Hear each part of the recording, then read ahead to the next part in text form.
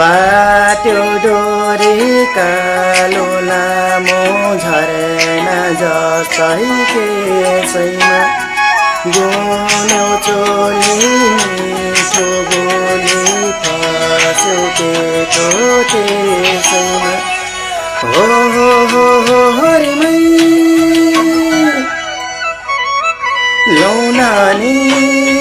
यस्तो भए म किन तिमी बिना सानी एकछिन बाँच्नै सकिन तिमी बिना सानी एकछिन बाँच्नै सकिन तिमी बिना सानी एकछिन बाँच्नै सकिन तिमी बिना सानी एकछिन बाँच्नै सकिन एकछिन बाँच्नै सकिन